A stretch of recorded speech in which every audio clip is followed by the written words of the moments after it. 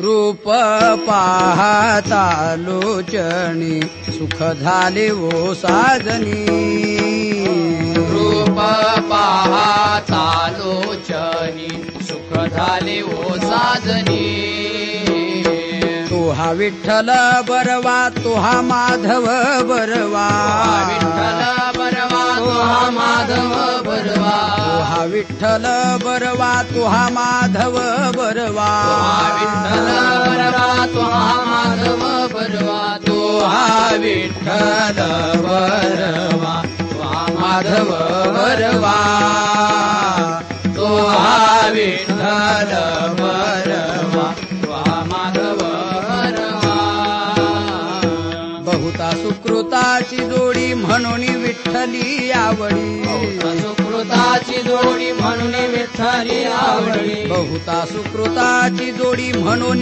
विठ्ठली आवडी सुकृताची जोडी म्हणून विठ्ठली आवडी तो हा विठ्ठल बरवा तो हा माधव बरवा तो हा विठ्ठल बरवा तो हा माधव बरवा सर्व सुखाचे आगर बाप रखुमा देवीवर सुखाचे आगर बाप रखुमा देवीवर सर्व सुखाचे आगर बाप रखुमा देवीवर सुखाचे आगर बाप रखुमा देवीवर तो हा विठ्ठल बरवा तो हा माधव बरवा तो हा विठ्ठल बरवा तो हा माधव बरवा रामकृष्ण नामे ये दोन्ही साजिरे हृदय मंदिरी स्मराकारी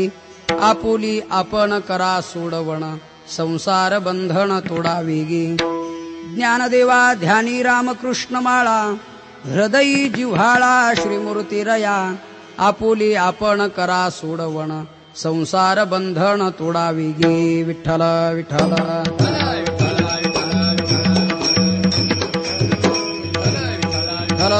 विठ्ठल विठ्ठल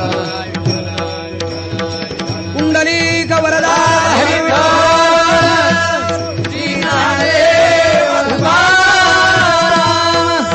ज्ञानेश्वर महाराज की जय गुरु तुकाराम महाराज की जय विठ्ठल विठ्ठल रामकृष्ण नामे ये दोन्ही साजिरी हृदय मंदिरी स्मराकारे आपुली आपण करा सोडवण संसार बंधन तोडा वेगी प्रस्तुत कीर्तनरूपी सेवेकरिता निवडलेला अभंग समाधीचे राजे अलंकापूर निवासी संत सम्राट महावैष्णव श्री संत ज्ञानेश्वर महाराज यांचा नामाचं महात्म्य सांगणारा 3 चरणाचा अभंग कीर्तन सेवेसाठी निवडलेला आहे विठ्ठल विठ्ठल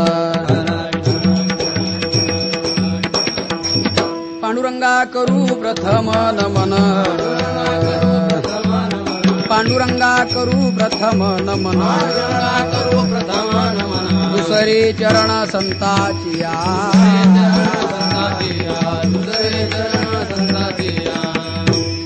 जयांचे केलिया स्मरण होय सकळ विद्येंचे अधिकरण तेची वंदू श्रीचरण श्री गुरूंचे ते नमस्कारोणी आता अभंग श्री संत ज्ञानेश्वर महाराजांचा असून अभंगातील प्रतिपाद्य विषय असा आहे.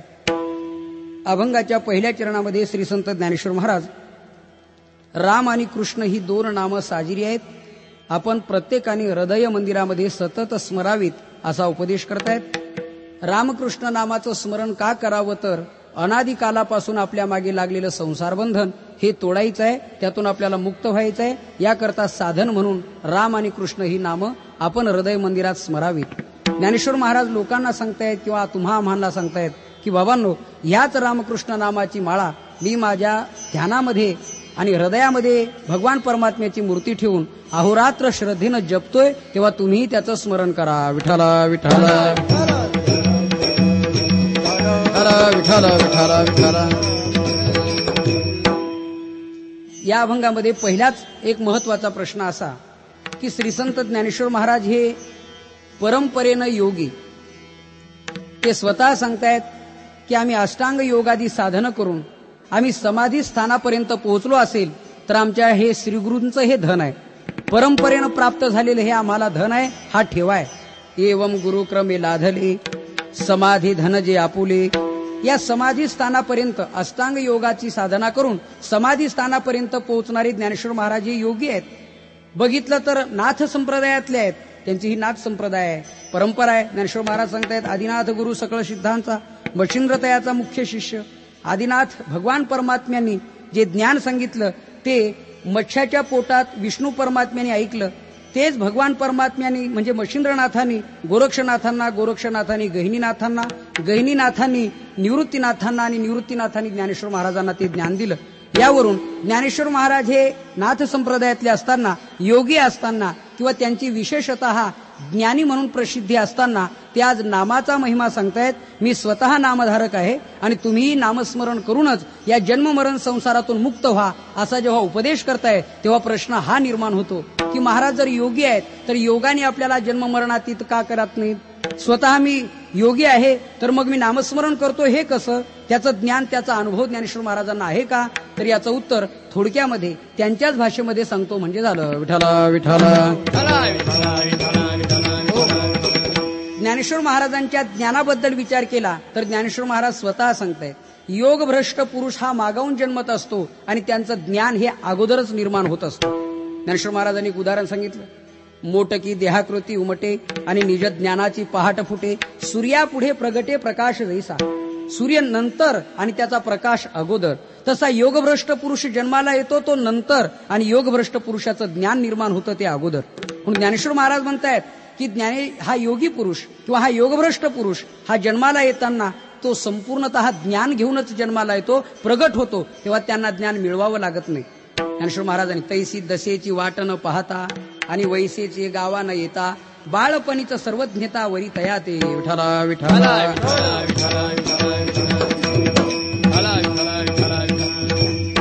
बाल्यदशेत त्यांना सर्वज्ञतेनं वरलेलं आहे. आता सर्वज्ञता म्हटल्यानंतर त्यांना योगाचं ज्ञान आहे, तसंच तपाचं आहे, तसंच व्रतवैकल्याचं आहे, तसंच उपासनेचं आहे, जपतपाचं आहे, अनुष्ठानाचं आहे, दानाचं आहे, ज्ञानाचं आहे, भक्तीचं आहे, किंबहुना वैज्ञानिक ज्ञान नाम प्रपंचाचंही ज्ञान आहे. ज्ञानेश्वर महाराजांच्या सर्वज्ञतेबद्दल बोलायचं ठरलं तर या सर्व प्रमाणाचा प्रत्यय आपल्याला येतो. त्यात एकच उदाहरण सांगावं असं वाटतं. ज्ञानेश्वर महाराजांचा प्रत्येक आणि मार्गातला जो अनुभव आहे तो तुमच्या आमच्याशी तुलनात्मक दृष्टीनं बघता कामा नये, पण अखिलकोट ब्रह्मांडचारक भगवान श्रीकृष्ण परमात्म्याशी तुलना केली तर भगवंताच्या पुढे ज्यांचा अनुभव आहे असं म्हणायला अडचण नाही, हरकत नाही. त्याला एक उदाहरण म्हणून सांगतो. गीतेच्या 17व्या अध्यायात भगवान परमात्म्यांनी सात्विक दानाची व्याख्या सांगितली की जे उपकार न ठेवता दिलं जातं, देश काल पात्र पाहून दिलं जातं. अर्जुना तद्दानम सात्विकम स्मृतम. ते दान सात्विक आहे. पण ज्ञानेश्वर महाराजांनी दानाच्या मधला जो अनुभव आहे दान मार्गातला, त्यात त्यांचं नैपुण्य, त्यात त्यांचं ज्ञान, अनुभव त्यात ओतला. ज्ञानेश्वर महाराज म्हटले थांबा, भगवान कृष्ण परमात्म्यांनी सात्विक दानाची व्याख्या सांगितली ना ती अपूर्ण आहे. त्यात एक उणीव आहे. कोणती? कसं द्यावं हे देवानी सांगितलंय, परंतु जे द्यायचंय ते आधी कसं मिळवावं हे मात्र सांगायचं भगवान परमात्म्याकडून विसरलं गेलं बोलण्याच्या ओघामध्ये. भगवान परमात्मा देश काल पात्र पाहून द्या, पण द्यायचं ते मिळवायचं कसं हे वर्णन ज्ञानेश्वर महाराज करतायत. तरी स्वधर्म आतवते जे जे मिळ्यापण याते मग ते ते दिजे बहुते सन्मान योगी. अगोदर स्वधर्माने मिळवलेलं असावं आणि ते सन्मान योगाने दिलं जावं तेव्हा ते सात्विक दान ठरतं. विठ्ठला विठ्ठला. हो, सात्विक दानाची व्याख्या ही थोडीशी ज्ञानेश्वर महाराजांच्या दृष्टीनं अपुरी वाटली, अपूर्ण वाटली. कारण देशकाल पात्र पाहून दिल्यावर सात्विक ठरतं, पण जे द्यायचंय ते आधी जर लोकांचे खून करून मिळवलं असेल, शास्त्रीय भाषेत बोलायचं म्हणजे अन्यायोपार्जितम धनम, अन्यायाने मिळवलेलं धन देशकाल पात्र पाहून दिलं तरी ते सात्विक दान ठरत नाही. त्याकरता अगोदर कसं मिळवावं आणि नंतर मग ते कसं द्यावं हे ज्ञानेश्वर महाराजांनी सांगितलं. यावरून त्यांचा दानामधला अनुभव, प्रत्येक ठिकाणच्या प्रत्येक मार्गाचा योगासंबंधाने अनुभव बघायचा असला 6व्या अध्यायात संप्रेक्षण आशिक आग्रहस्वन दिशेच्या नवलोकयन ज्ञानेश्वर महाराजांनी ही कुंडलिनी शक्ती जागृत कशी करावी त्याचा विचार सांगितलेला आहे. आपल्या शरीरामध्ये 72,000 नाड्या आहेत. त्या 24 नाड्या प्रधान नाड्या आहेत आणि त्यातल्या 3 नाड्या ह्या प्राणवाहक नाड्या आहेत. इडा, पिंगला आणि सुषुम्ना. डाव्या बाजूनी इडा वाहते, मध्ये मेरुदंडातून सुषुम्ना वाहते आणि उजव्या बाजूनी पिंगला वाहते. अर्थात ज्यांनी श्वास घ्यायचा आणि तिने थांबवायचा, पूरक, कुंभक आणि रेचक असे 3 प्रकार एकदा झाले म्हणजे एक प्राणायाम होतो. त्यात अगर्भ प्राणायाम, सगर्भ प्राणायाम इत्यादी विचार त्या ठिकाणी आलेला आहे. आणि मग कुंडलिनी शक्ती जागृत होते. नवद्वाराचा निरोध करून प्राणवायूचा अपानवायूचा ऐक्य होऊन त्याचं घर्षण होऊन उष्णता निर्माण होते आणि 3.5 वेढे देऊन बसलेली कुंडलिनी शक्ती जागृत होते. मेरुदंडातून वाहणाऱ्या सुषुम्ना नाडीतून ती प्रवेश करीत षडचक्राचं भेदन करीत करीत या ब्रह्मरंध्रात जाऊन जेव्हा मिळते तेव्हा त्या योग्याला समाधी लागते. हा ज्ञानोबारायांचा अनुभव आहे. असा प्रत्येक क्षेत्रातला अनुभव, त्या संबंधाने भक्तीचा अनुभव बघितला तर ज्ञानेश्वर महाराज स्वतः सांगते, माझ्या जीवेची आवडी पंढरपुरा येईन गुढी, पंढरपुरा येईन गुढी, पांडुरंगी मनरंगले, पांडुरंगी मनरंगले. किंवा तुकाराम महाराज आधी करून सर्व संत ज्ञानेश्वर महाराजांच्या वैष्णवपणाबद्दल बोलतायत. ज्ञानदेव वैष्णव मोठा, विठ्ठल नामे मुक्त पेठा, ज्ञानदान घडे श्रेष्ठा, वैकुंठ वाटा संत गेले. या नियमाने ज्ञानदेव वैष्णव मोठा, वैष्णवाची व्याख्या सांगितली आणि संत महात्म्याने वैष्णव जनतो तेने कहिये जे, पीड पराही जाने रे. वैष्णव जनतो तेने कहिये जे, बस त्यांना वैष्णव म्हणतात जे दुसऱ्याची पीडा जाणतात, किंबहुना दुसऱ्याची पीडा दूर करतात, त्यांना म्हणावं वैष्णव. त्यात ज्ञानेश्वर महाराज हे अग्रगण्य वैष्णव आहेत. ज्ञानेश्वर महाराजांनी वैष्णवाची व्याख्या सांगितली. पायात टोचलेला काटा पायापुरता थांबत नाही, तर सर्व शरीराला जसा वेदनाक्षम ठरतो त्याप्रमाणे जगात कोणालाही दुःख झालं तर ते मला झालं असं समजतात आणि ते दुःख दूर करण्याचा प्रयत्न करतात. त्यांना म्हणावं वैष्णव. आणि त्यात अग्रगण्य आहेत ज्ञानेश्वर महाराज. यावरून ते मोठे वैष्णव आहेत, भक्त आहेत. तुम्ही म्हणाल त्यांना प्रपंचाचं ज्ञान आहे का? हे झालं भक्तीतलं, हे सर्वातलं ज्ञान झालं, योगाचं, जपतपाचं, व्रतवैकल्याचं, उपासनेचं, ज्ञानाचं, दानाचं वगैरे. पण प्रपंचाचं ज्ञान आहे का की ज्याची आम्हाला नित्य गरज आहे? ज्ञानेश्वर महाराज म्हणतायत हो. म्हणून आम्ही नेहमी सांगत असतो, ज्यांना परमार्थ चांगला करायचा आहे त्यांनी ज्ञानेश्वरी वाचावी आणि ज्याला प्रपंच चांगला करायचा आहे त्यांनी देखील ज्ञानेश्वरी वाचावी. म्हणजे प्रापंचिकांनाही आणि पारमार्थिकांनाही मार्गदर्शन ठरलेला ज्ञानेश्वरी हा जगतमान्य ग्रंथ आहे. ज्ञानेश्वर महाराजांनी प्रापंचिक ज्ञान, ज्याला शास्त्रामध्ये विज्ञान म्हणतात, ज्यांनी देव कळतो त्याला ज्ञान म्हणावं, ज्यांनी प्रपंच कळतो त्याला विज्ञान म्हणावं, आणि हे दोन्ही ज्यांना कळत नाही त्याला अज्ञान म्हणावं. ही तिन्हीची ही व्याख्या आहे. ज्ञान, विज्ञान आणि अज्ञान. ज्याला देव कळला ते ज्ञान. त्यांनी सांगितलं की परमात्मा असा आहे, ज्याला देव कळला नाही पण प्रपंच चांगला करता आला ते विज्ञान. पण ज्याला दोन्ही जमलं नाही, इधर ना उधर, ना इकडे ना तिकडे, प्रपंचही फाटका आणि प्रपंचही परमार्थही फाटका, दोन्हीकडे फाटकेपण आहे, याला म्हणतात अज्ञान. पण ज्ञानेश्वर महाराज सांगतायत की ज्ञानेश्वरीमध्ये ज्ञानही आहे आणि ज्ञानेश्वरीमध्ये विज्ञान आहे. कोरडं अध्यात्मही नाही तर निव्वळ विज्ञानही नाही. गीतेच्या 9व्या अध्यायात या ज्ञानम विज्ञान सहितम यज्ञात्वा मोक्षेशे शुभात या श्लोकावरची पहिली ओवी, चाचोचेनी सांडसे खंडीजे पयपानी राजहंसे, तुझं ज्ञान विज्ञान तैसे वाटून देऊ. ज्ञानेश्वर महाराज म्हणतायत तुझं ज्ञान विज्ञान तैसे. अरे बाबा, राजहंस पक्षाच्या समोर पाणी आणि दूध एकत्र करून ठेवलं तर दुधाबरोबर पाणी पेत नाही आणि पाण्याबरोबर दूध टाकत नाही, दूध ग्रहण करतं आणि पाण्याचा त्याग करतो, त्याला म्हणतात राजहंस. तसं ज्ञानेश्वर महाराज म्हणताय तुला ज्ञान आणि विज्ञानाचं वर्गीकरण करून देऊ, एकीकडे विज्ञान आणि एकीकडे ज्ञान. आता विज्ञानाबद्दल एकच उदाहरण सांगतो.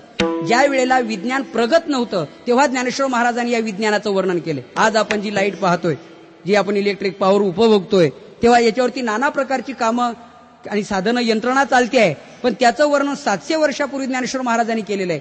ते उदकाचे निआवेशे प्रगटले तेज लखलखित दिसे, तये विजू माझी असे सलील काही. ज्ञानेश्वर महाराज म्हणतायत पाण्याच्या प्रेशरमध्ये, आपण इंग्रजीमध्ये त्याला प्रेशर म्हणतो, आवेश आहे मराठीमध्ये, तेव्हा आवेश निर्माण झाला पाण्याला, त्यातून विजेची निर्मिती झाली.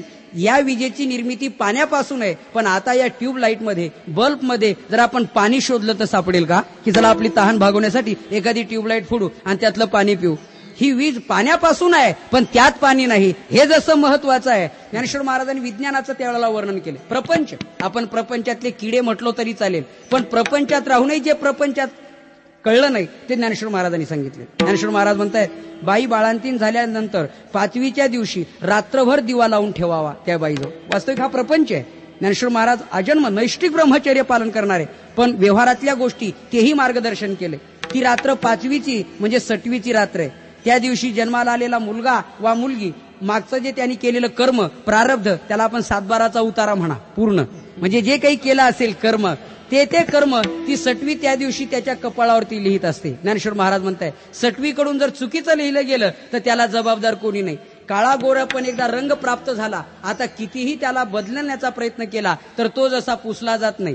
काळ्या काळ्या माणसांनी एकत्र जमून लाईफ बॉय, लक्स, हमाम, रेक्सोना, अजून काही साधन असले साबण, या सर्व साबणाचा वापर केला आणि एखाद्या सरोवरावर जाऊन घसून घसून गोरं होण्याचा प्रयत्न केला तर ते गोरे होतील असं नाही, उलट त्यांच्या मूळ रंगाला चकाकी चढेल असं म्हटलं तर काही बिघडणार नाही. ज्ञानेश्वर महाराज म्हणतायत, जैसे काळे गोरे पण धुतले फिटोने रे. काळे गोरेपणा जसा धुतल्याने बदलत नाही अर्जुना, त्याप्रमाणे कपाळावर सटवीने लिहिलं की ते बदलत नाही. ललाटीचे लिहिले ते न पुसेगा काही केले. ती रात्र सटवीची आहे म्हणून रात्रभर दिवा लावावा. सटवीची राती जेवी न विसंबी जे वाती, तैसा ईश्वर निर्णयो चित्ती वाहने सदा. हे व्यवहारातलं सांगितलंय. ज्ञानोबाराने अशी व्यवहारातली कितीतरी उदाहरणं सांगितली. आता स्त्रिया, महिला मंडळ नेहमी स्वयंपाक करतात, पण याला हे म्हणतात हे आपल्यालाही माहिती नाही. ज्ञानेश्वर महाराजांनी दरवी शब्द घातलाय. दरवी आपल्याला काय माहिती, दरवी म्हणजे काय?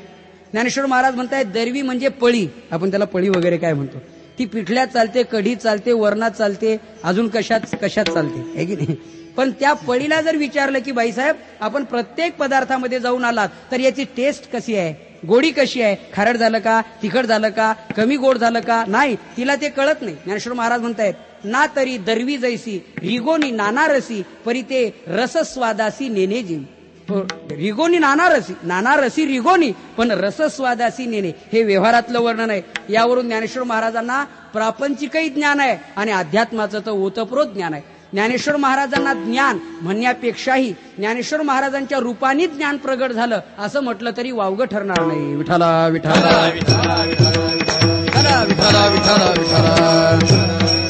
हो, ते चालते ज्ञानाचे बिंब, ते चालतं बोलतं ज्ञानाचं मूर्तिमंत स्वरूप. ज्ञानोबाराय म्हणजे ज्ञानाला फुटलेले हातपाय, ज्ञानाला आलेला आकार, ज्ञानाने धारण केलेला आकार म्हणजे ज्ञानेश्वर महाराज. आता या ज्ञानातही पुन्हा प्रकार आहेत. ज्ञानी आहे पण अज्ञानातला ज्ञानी की ज्ञानातला ज्ञानी हा मोठा फरक आहे. ज्याला शास्त्रीय भाषेमध्ये सापेक्ष ज्ञानी आणि निरपेक्ष ज्ञानी म्हणतात.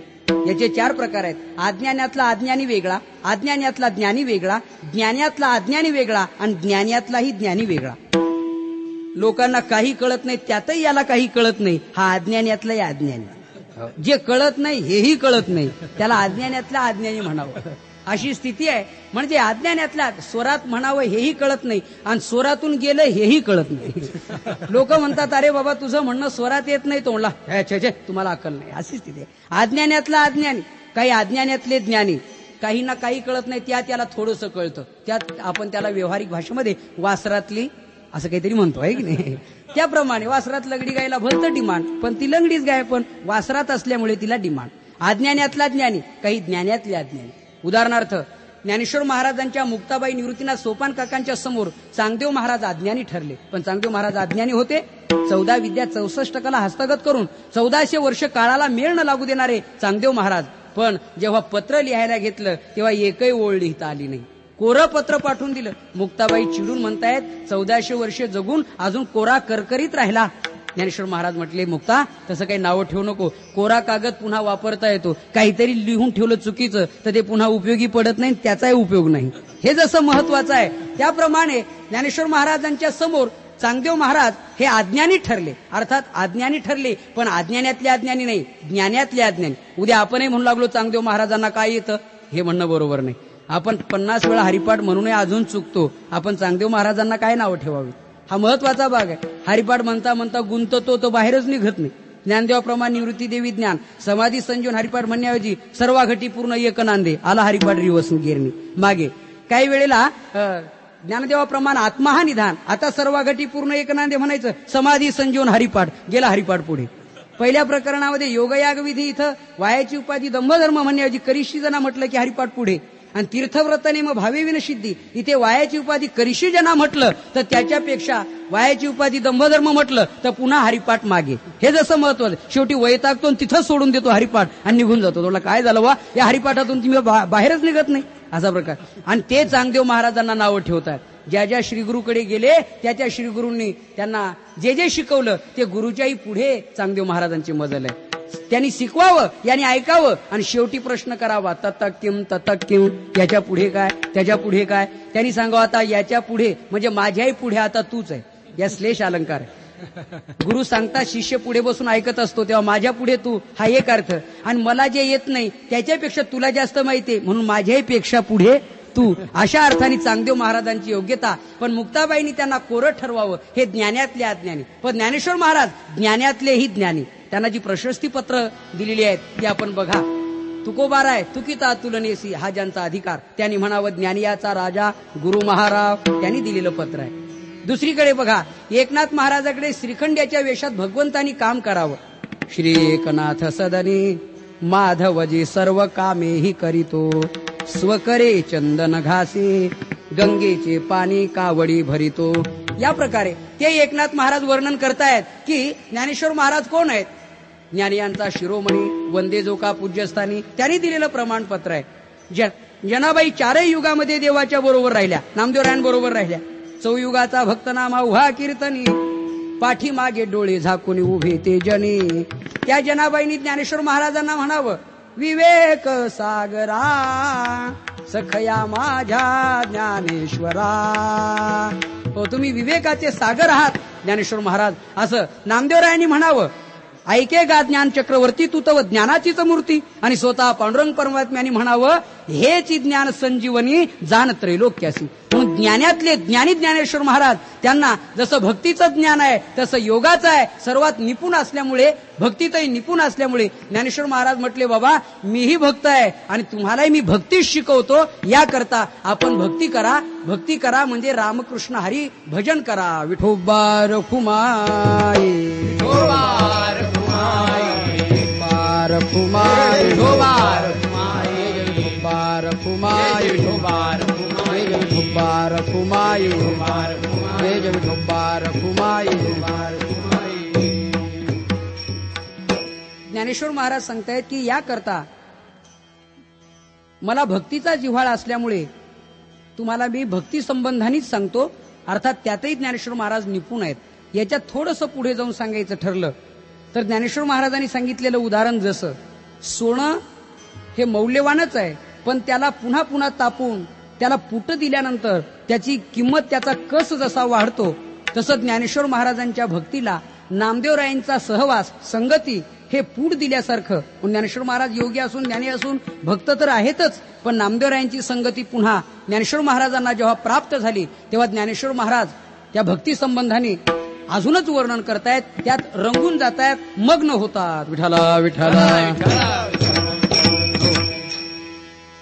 ज्ञानेश्वर महाराजांनी या मृत्यूलोकातली सर्व तीर्थ बघावेत असा हेतू पांडुरंग परमात्म्याकडे व्यक्त केला, आणि नामदेवराय हे पांडुरंग परमात्म्याच्या ताब्यात असताना त्यांची मागणी केली की म्हटले माझ्यासोबत नामदेवरायांना पाठवा. आता वास्तविक देवानी विचार करायला पाहिजे होता, पण ज्ञानेश्वर महाराजांनी मागणी केली असता भगवंतांनी एकदम सांगितलं खुशाल घेऊन जा. खुशाल घेऊन जा म्हटल्यानंतर नामदेवराय म्हणाले का हो, आपलं परवा काय ठरलं होतं, मी तुम्हाला कोणाही बरोबर पाठवणार नाही, मी कोणाही बरोबर यात्रेला कुठं जाणार नाही, असं ठरलं असताना तुम्ही मला परत त्यांच्याबरोबर जा म्हणता.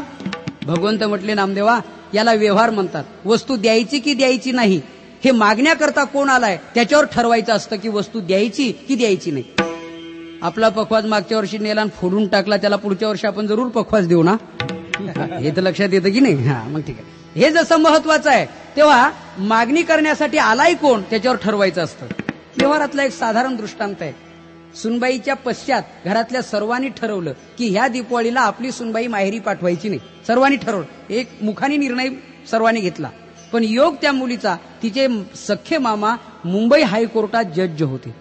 अर्थात त्यांना काय इच्छा झाली कोण जाणे, त्यांनी आपली इच्छा व्यक्त केली. आपल्या पत्नीला त्यांनी सांगितलं का ग मला असं वाटतं आपली भाची या दीपावळीला मुंबईला आणावी, तिची हाऊसमौज करावी, तिला मुंबई दाखवावी, तिच्या इच्छेप्रमाणे साडी चोळी घेऊन तिला घरी पोहोच करावं. तुझं काय मत आहे? ती म्हणली माझं काय मत आहे, घेऊन या. स्वतः न्यायाधीश जज स्वतःची गाडी घेऊन आपल्या भाचीला आणण्यासाठी जेव्हा त्या ग्रहस्थाच्या दारात गेले आणि त्यांना बघितल्यावर यांना एवढा आनंद झाला. आपल्यासारख्याने आमच्या घरी यावं. अहो कोणाला पाठवलं असतं तरी काम झालं असतं, काय काम एवढं विशेष? त्यांनी सांगितलं विशेष काही काम नाही, साधारण काम आहे. आमची भाची आपली सुनबाई मला यावेळेला दीपावळीसाठी मुंबईला न्यायचं आहे. म्हणजे घेऊन जा. काल ठरलं होतं कोणाही बरोबर पाठवायची नाही, यावेळेला पाठवायची नाही, पण यावेळेला लगेच निर्णय, म्हणजे घेऊन जा. मग त्या पत्नीने सांगितलं, अहो तुम्ही म्हटले होते ना कोणाबरोबर पाठवायची नाही. त्यांनी सांगितलं तू गप्प बैस, तुला नाही कळत, हा व्यवहार आहे. अगं नेण्यासाठी कोण आले? जज आहेत, कोर्ट आहे. मग आता त्यांना नाही म्हणून कसं चालेल? हे जसं तसं नामदेवराय तुमची मागणी स्वतः ज्ञानेश्वर महाराज करतायत. पण एवढ्यावर नामदेवरायांचं समाधान नाही झालं. शेवटी देवानी सांगितलं, नामदेवा मी तुला कोणाही बरोबर पाठवतो असं समजू नको, मी तुला माझ्याच सोबत घेऊन जातो. फक्त नाव वेगळं आहे, बर संत म्हणून देव म्हणून वेगळी कसली तरी मी तुला माझ्या सोबत घेऊन जातो. त्याचं वर्णन आहे. देव म्हणे नामा पाहे, देव म्हणे नामा पाहे, ज्ञानदेव मीची आहे, ज्ञानदेव मीची आहे, तू आणि मी नाही दुजा, ज्ञानदेव आत्मा माझा. बर ते आणि मी हे दोघं नाही, आम्ही दोघं एकच आहेत. आरतीमध्ये आपण नेहमी म्हणतो, अवतार पांडुरंग नाव ठेविले ज्ञानी, आरती ज्ञान राजा महाकैवल्य तेजा. नेहमी आपण म्हणतो अवतार पांडुरंग नाव ठेविले ज्ञानी. जे पांडुरंगाचेच अवतार, पण नाव फक्त ज्ञानी ज्ञानराज म्हणून ठेवून घेतलं. मी तुला माझ्यासोबत घेऊन जातो असं म्हटल्यावर नामदेवराय तयार झाले, पण एका अटीवर. तुझ्यासोबत जर घेऊन जातो ना मग देवा, मग ज्ञानेश्वर महाराज मला म्हणतील पडा या महादेवाच्या पाया, पडा त्या अमक्या देवाच्या पाया. माझं ठरलेलं आहे, कटावरी कर नाही ज्या देवाचे, नेघे मी तयाचे दरुषण, कटावरी कर नाही ज्या देवाचे. बस, कटावरी कर नाही ज्या देवाचे आणि नेघे मी तयाचे दर्शन. ज्या देवाचे कमरेवरती हात नसतील अर्थात त्याच्या मी पाया पडणार नाही. देवाने सांगितलं ठीक आहे पाया नको पडू, पण जा तर खरं. आणि म्हणून स्वतः हात नामदेवरायांचा ज्ञानोबारायांच्या हातात दिला. आपल्या वारकरी संप्रदायाचं भाग्य आहे. त्या दिवशी ज्ञानेश्वर महाराज नामदेव महाराज एकत्र आले म्हणजे भक्ती आणि ज्ञानाचा संगम झाला. खऱ्या अर्थाने ज्ञान एकीकडे आणि भक्ती एकीकडे असेल तर हे दोन्हीही अपूर्ण आहेत ईश्वर प्राप्तीच्या दृष्टीने. व्यवहारातला दृष्टांत आहे. आंधळा आहे तोही वाटचाल करू शकत नाही पाय असून, पांगळा आहे तोही वाटचाल करू शकत नाही डोळे असून. डोळे आहेत पाय नाही, पाय आहेत डोळे नाही. मग या दोघांनी एकत्र येऊन काय केलं? संघटित झाले हे दोघं. ते म्हटले असं करा, म्हणजे काय, माझे पाय आणि तुमचे डोळे आपण एकत्र आणू आणि मग आपण यात्रेला जाऊ. केलं काय? आंधळ्या माणसाचे पाय भक्कम होते, त्यांनी पांगळ्या माणसाला खांद्यावरती घेतलं. आणि पांगळ्यांचे डोळे चांगले होते, त्यांनी वरतून मार्गदर्शन केलं. डावीकडे उजवीकडे इकडे तिकडे वगैरे. हे दोघं एकत्र आल्यामुळे चारिधाम यात्रा करून आले. आणि दोघं दोन्हीकडे होते तर गावात सुद्धा फिरू शकत नव्हते. तसं ज्ञाना वाचून भक्ती आंधळी आहे आणि भक्ती वाचून ज्ञान पांगळा आहे. पांगळ ज्ञानही परमात्म्याकडे नेत नाही, आंधळी भक्तीही परमात्म्याकडे नेत नाही. त्याचं वर्णन व्यवस्थित रीतीने आलेलं आहे. आंधळ्या गरुडाचे पाका हाती ते कवणे उपयोगा जाती. ज्ञानेश्वर महाराज म्हणतायत आंधळ्या पक्ष्याची मारलेली भरारी किंवा आंधळ्या माणसाचं पळणं. आंधळ्या माणसाला वेळ लागला पळू लागला, त्याचं पळणं रस्त्यानेच असणार ना? असणार नाही. ठीक आहे, आंधळा माणूस जर पळू लागला तर तो रस्त्याने पळेल का? ज्ञानेश्वर महाराज म्हणतायत अरे जात्यंधा लागे पिसे मग तो सैरा धावे जैसे. मग ते सैरा धावे जैसे त्याचं पळणं जसं चुकीचं आहे त्याप्रमाणे एकटी भक्तीही परमात्म्याकडे नेत नाही, ज्ञानही नेत नाही. पण हे दोघंही एकत्र आल्यावर काय होतं? गीतेच्या 18व्या अध्यायाच्या 55व्या श्लोकावरची ही ओवी आहे. ज्ञानेश्वर महाराज सांगतायत या ज्ञान भक्ती सहज भक्तू एक वटला मज, तरी मीची केवळ हे तुझं श्रुतही आहे. अर्जुना, ज्ञान भक्ती जर एकत्र आली तर काय होतं? तो भक्त भक्त राहत नाही, मी देव देव राहत नाही, तो आणि मी दोघं एकच होतो. विठ्ठला विठ्ठला. जसं कबीरदास महाराज म्हणतायत लाले मेरे लाल की जित देखे उतलाल, लाली देखन को मैं गई तो मैं भी हो गई लाल. परमात्मा पाहण्याकरता जातो तो परमात्माच होतो. आग्नीत पडलेलं काष्ट राहत नाही तर आग्नीच होतं. या नियमाने महाराज म्हणतायत आता आम्ही दोघं एकच होतो. अर्थात ज्ञान भक्ती एकत्र आल्याचा हा परिपाक. आणि म्हणून त्या दिवशी ज्ञान आणि भक्ती एकत्र आली, एकमेकाच्या खांद्यावर हात टाकून चालू लागले ज्ञानेश्वर महाराज आणि नामदेव महाराज. पण शेवटी कुठं ना कुठं तरी ज्याच्या त्याच्या तत्वाचा, मार्गाचा, पंथाचा, धर्माचा अभिमान असतोच ना. शेवटी एकदा प्रसंग असा आला की दोघांना तहान लागली, व्याकुळ झाले, पाणी दिसत नाही जवळपास. एका विहिरीमध्ये खोलगट अशा भागात पाणी, कुठंतरी थोडंसं पाणी थांबलेलं आहे. आणि तेव्हा ज्ञानेश्वर महाराज म्हटले बघा आता तुम्ही आहेत भक्त, मी आहे योगी, मी छोटं रूप घेतो पाणी पिऊन येतो. आता तुम्ही आहेत भक्त, तुमचं विठोबा रुक्माई, इथं काय कामाचं? नामदेवरायांना राग आला. नामदेवराय म्हटले देवा ना ज्ञानेश्वर महाराज म्हटले काय माझ्या भक्तीला तुम्ही काय समजले? मी काय आताच्या काळातला भक्त आहे. सप्ताहामध्ये वातावरण तयार झालं की माळ घातली आणि विलक्षणामध्ये फुकट प्यायला मिळालं की टाकली काढून. त्यातला मी भक्त आहे का एखादा? असा टेम्पररी भक्त आहे का? पार्ट टाइम भक्त आहे का? नाही नाही नाही. माझ्या भक्तीचा माझा आत्मविश्वास आहे. देवाला जर गरज असेल, माझी भक्ती जर खरी असेल तर पाणी इथे येईल. इथे नामदेवरायांनी प्रतिज्ञा केली. ज्ञानेश्वर महाराजांनी छोटं रूप घेतलं, पाण्यासाठी विहिरीत गेले. नामदेवरायांनी डोळे मिटले आणि देवाचं भजन. पांडुरंगे येईवो पांडुरंगे, जीवाचे जीव लगे येईवो पांडुरंगे, येईवो पांडुरंगे, पांडुरंगे येईवो पांडुरंगे. देवाचं स्मरण केलं. ऐका आता, ज्ञानेश्वर महाराज पाणी पिऊन परतत असताना पुन्हा स्मरण झालं. ज्ञानोबारायांनी विचार केला, आपल्या जबाबदारीवर आपण नामदेवरायांना आणलंय. त्यांनी पाणी घेतलं आणि नामदेवरायांना सांगितलं, प्या प्या, पण जरा उपहासाने. एखाद्याच्या घरी आपण जेवायला गेल्यावर त्यांनी म्हणावं, खा, घ्या घ्या. हे म्हणणं जसं उपहास बुद्धी नाही. घ्या, दुष्काळातूनच आले तुम्ही, कोण आहे तुम्हाला आमच्याशिवाय? खा, हे म्हणणं जसं आहे तसं प्या, पाणी प्या, असं त्यांनी म्हटलं.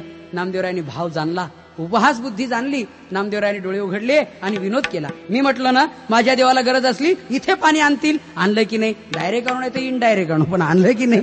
कोणाकडून का होईना काम करून घेतलंच की नाही? पाणी मिळालं मला, बस. पण नामदेवरायांनी एवढं म्हणून विनोद करून पाणी प्याले नाहीत, हे मात्र महत्वाचं आहे. त्यांनी सांगितलं, हे सिद्धीनी प्राप्त झालेलं पाणी आहे. हे आम्ही विष्णुदासांनी निंद्य मानलेलं आहे.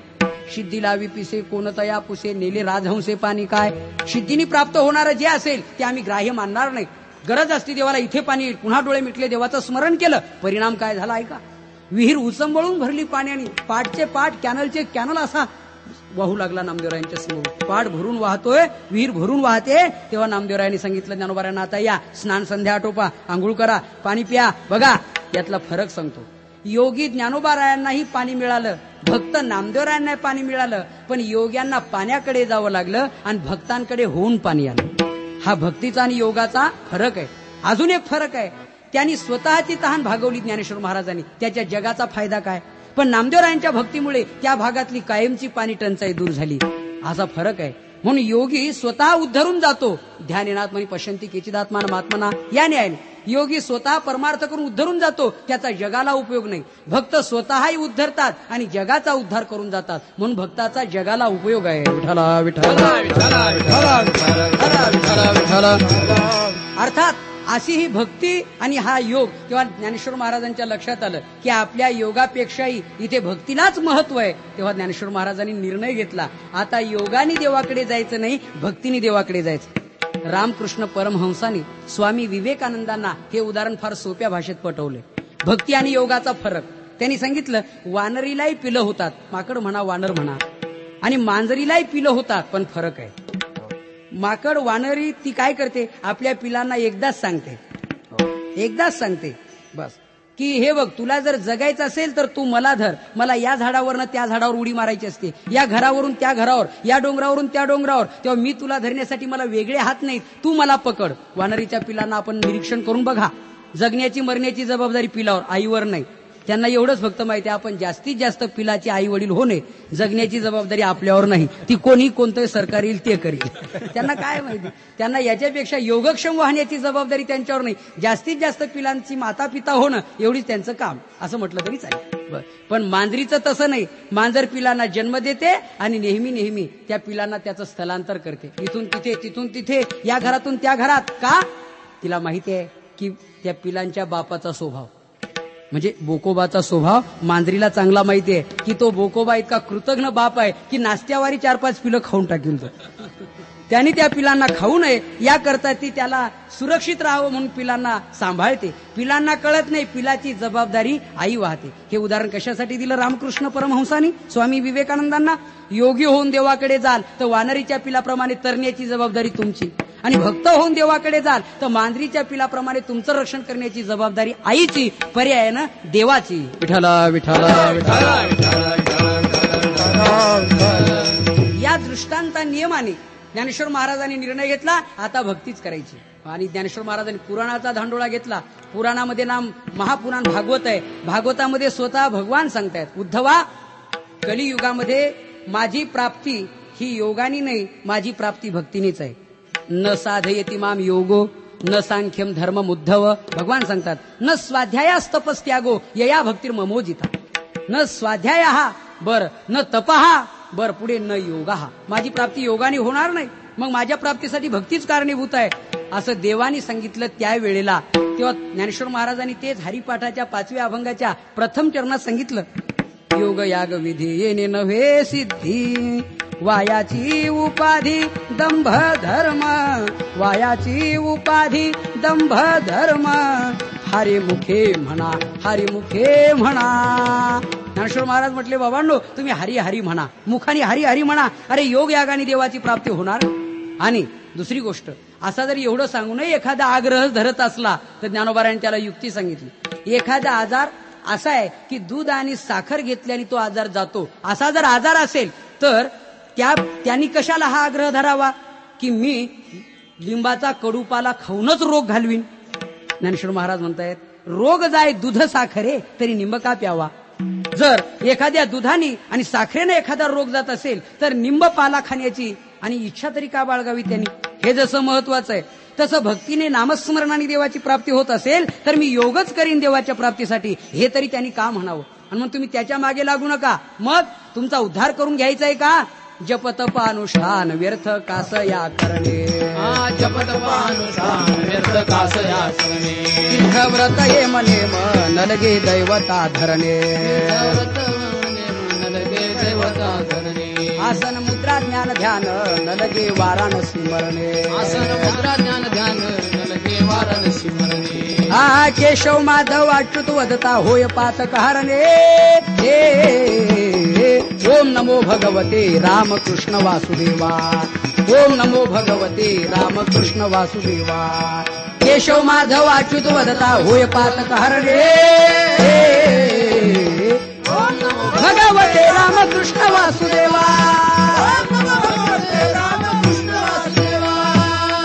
काही करण्याची गरज नाही. एकनाथ महाराजांचा दुसरा अभंग आहे, त्यांनी सांगितलं, न लगे तीर्थाचे भ्रमण तुम्ही वासुदेव वासुदेव म्हणा, दंडन मुंडन तुम्ही वासुदेव वासुदेव म्हणा, न लगे पंचाग्नी साधन तुम्ही वासुदेव वासुदेव म्हणा, तुम्ही आठवा मधुसूदन तुम्ही वासुदेव वासुदेव म्हणा, वासुदेव वासुदेव म्हणा तुम्ही वासुदेव वासुदेव म्हणा. काही करण्याची गरज नाही, तुम्ही वासुदेव वासुदेव म्हणा, देवाचं नामस्मरण करा. तसं ज्ञानेश्वर महाराजांनी सांगितलं, तुम्ही काही करू नका. तुमचा जर संसार बंधनातून तुटावं आणि मुक्त व्हावं किंवा देवाची प्राप्ती व्हावी असं तुम्हाला वाटत असेल तर तुम्ही देवाचं नाव घ्या. पण देवाचं नाव घ्या म्हटल्यानंतर लोकांनी विचारलं, महाराज देवाचं नाव घ्यायचं आहे, पण देवाचं नाव घेण्यासाठी देवाला जर एकच नाव असेल तर आम्ही ते नेमकं घेऊ. पण तुकोबारांनी वर्णन केलेलं आहे, बहु आहे करुणावंत अनंत हे नाम ज्या तुहा उतरील पार. त्याला तर अनंत नाम आहेत, मग अनंत नामातलं तुम्ही नाम घ्यायला सांगता, ते नेमकं कोणतं घ्यावं. मग ज्ञानेश्वर महाराज म्हणतायत, मी तुम्हाला ही 2 नावं घ्यायला सांगतो, एक राम आणि एक कृष्ण. हीच नावं का घ्यायला सांगतो तर ही अत्यंत साजिरी आहेत म्हणून घ्यायला सांगतो. ही गोष्ट अभंगाच्या पहिल्या चरणात.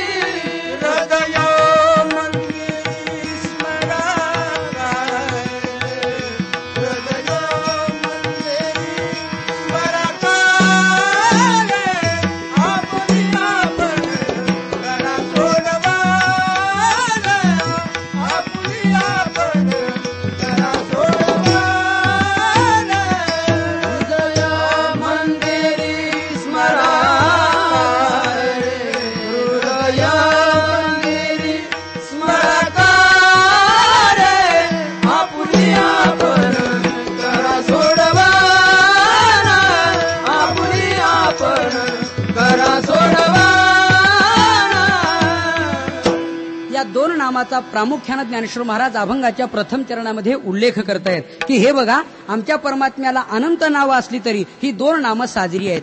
याला साजरी हे विशेषण का दिलं त्याचं कारण आहे, नामाला स्वतंत्र महत्व नाही, नामीचं महत्व नामामध्ये आलेलं असतं. नावाला स्वतंत्र महत्व नाही.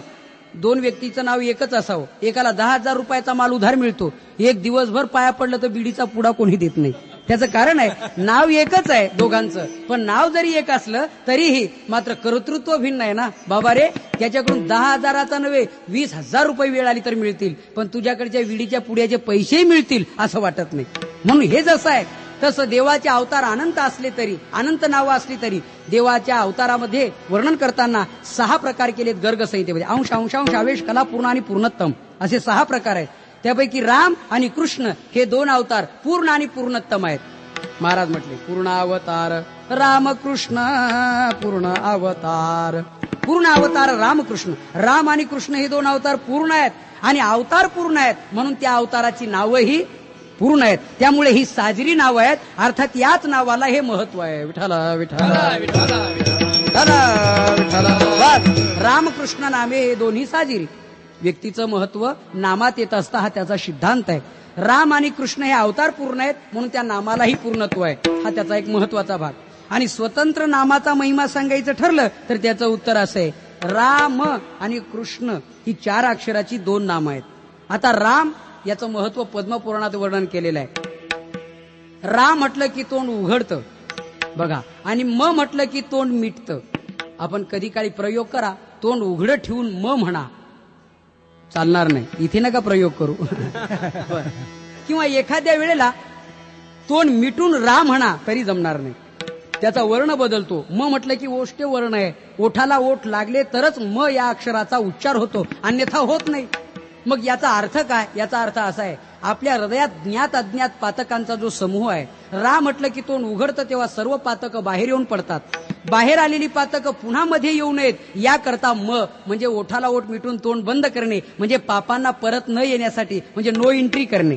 बस ती पापं पुन्हा न येऊ देणे असा त्याचा भाग आहे. नाहीतर तीच पापं जर पुन्हा पुन्हा येऊ लागली तर किती पापाची निवृत्ती कराल? त्याचं जर पर्क्युलेशन होऊ लागलं रिटर्न सप्लाय तर काय करणार आपण? हे जसं महत्वाचं आहे, याकरता बाहेर पडलेली पातकं पुन्हा मध्ये येऊ नयेत याकरता रा म्हणजे बाहेर पातकं, म पुन्हा मध्ये नाही असा त्याचा अर्थ आहे. त्याचा श्लोक आहे, रकारोच्चार मात्रेण बहिर्निर्याती पातकं पुन्हा प्रवेशा भावेच मकारस्तु कपाटवत. शास्त्रकार सांगतायत, रकारोच्चार मात्रेन, रकाराचा उच्चार केला की बहिर्निर्याती पातकम, पातकम बहिर्निर्याती, पातक बाहेर येतात. पण पुन्हा प्रवेशा भावेच पुन्हा प्रवेश करू नये याकरता मकारस्तु कपाटवत. वत म्हणजे प्रमाणे, अर्थात या कपाटाप्रमाणे मकाराच्या उच्चाराने तोंड बंद होतं. हे राम या 2 अक्षराचं महत्व आहे. अजून पुष्कळचं महत्व आहे. आता कृष्ण या अक्षराचं महत्व असं आहे, त्यात कृ कर्षती म्हणजे आकर्षण करणे. शास्त्रांनी सांगितल्याप्रमाणे मदोन्मत्त हत्ती जसा जंगलात भटकतो तसं तुमचं आमचं मन विषयाच्या जंगलात भटकतंय. हे देवाकडे येत नाही, स्थिर होत नाही. त्याला आकर्षण करण्याचं काम कृष्ण हे नाम करतं, आकर्षण करतं ते. आणि म्हणून राम पातकाची निवृत्ती, कृष्ण मनाचं आकर्षण, याकरता रामकृष्ण नामे हे दोन्ही साजिरी. ही 2 नामं अत्यंत साजरी आहे. वेदांताच्या दृष्टीने त्याचं पुष्कळचं पुन्हा चिंतन आहे.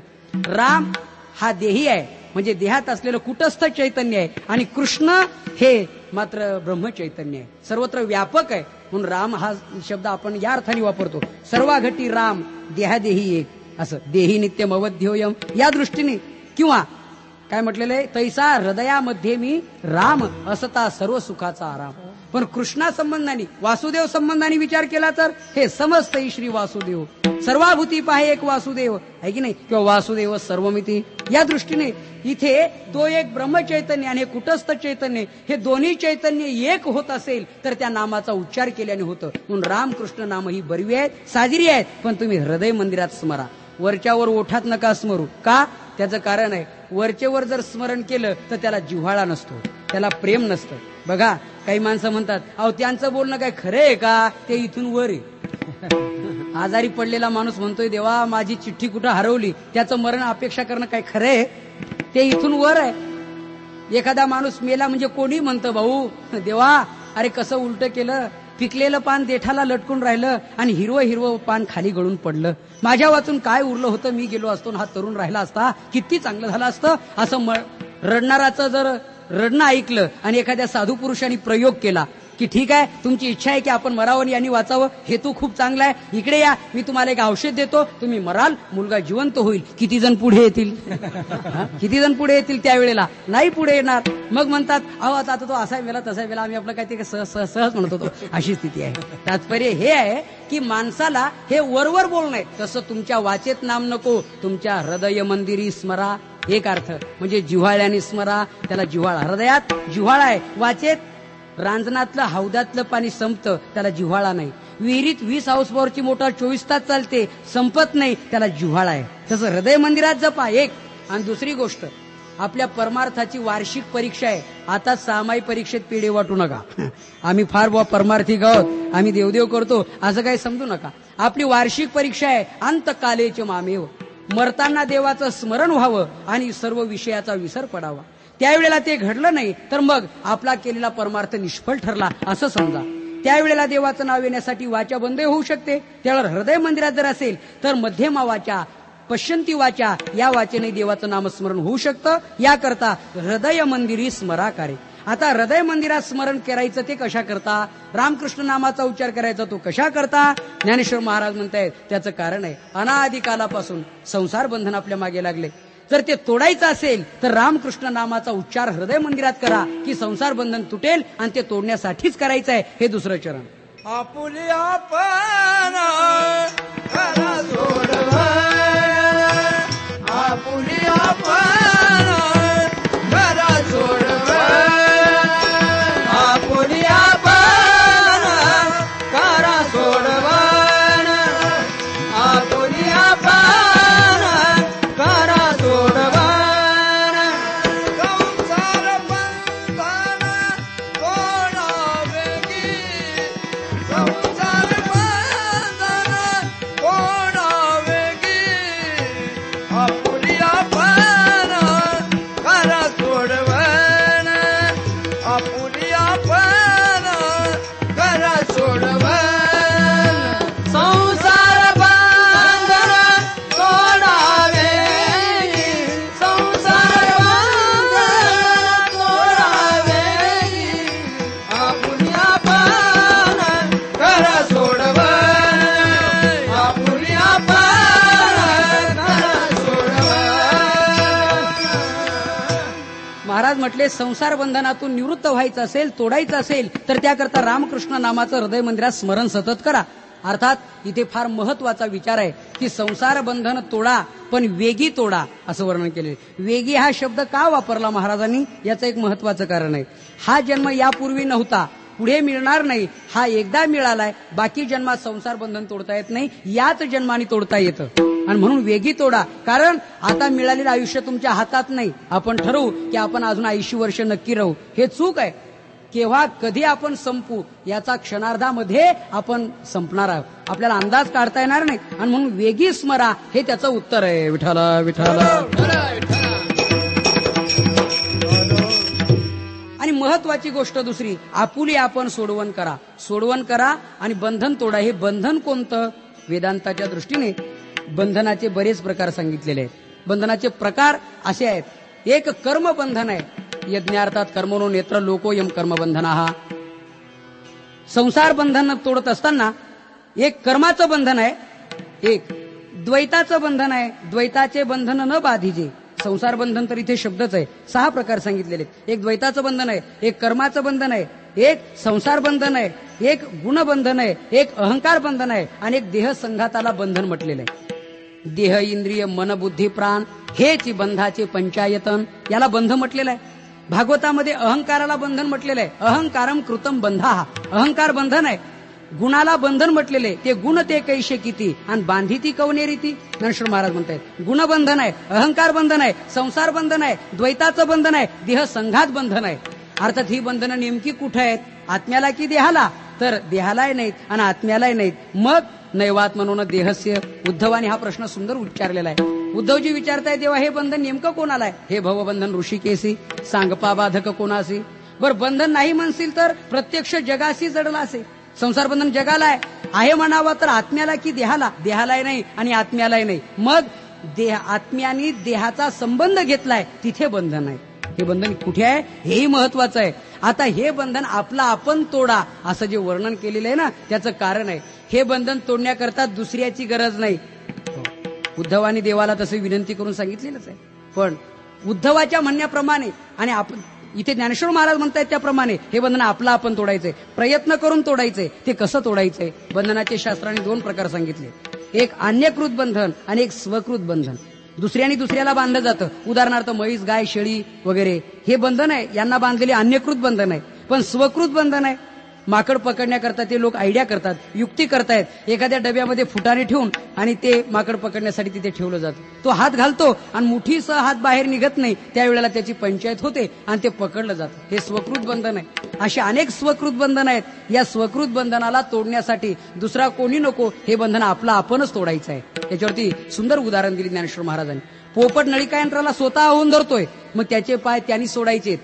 आंधळा माणूस, एखादा डोळस माणूस, पण धनाचा हंडा प्राप्त होण्याच्या वेळेला दुर्बुद्धी आंधळा होण्याची होते, त्यावेळी त्याचे डोळे त्यांनी झाकलेत, त्याचे डोळे त्यांनीच उघडायचे. याला आपुली आपण करा सोडवून म्हणतात. शंकराचार्यांनी एक सुंदर दृष्टांत दिलेला आहे. मस्तकानेस्त भाराधीर दुःख मंदिर निवार येते शुद्धाधिकृत दुःखं तू विनास्वेन नकेनशी.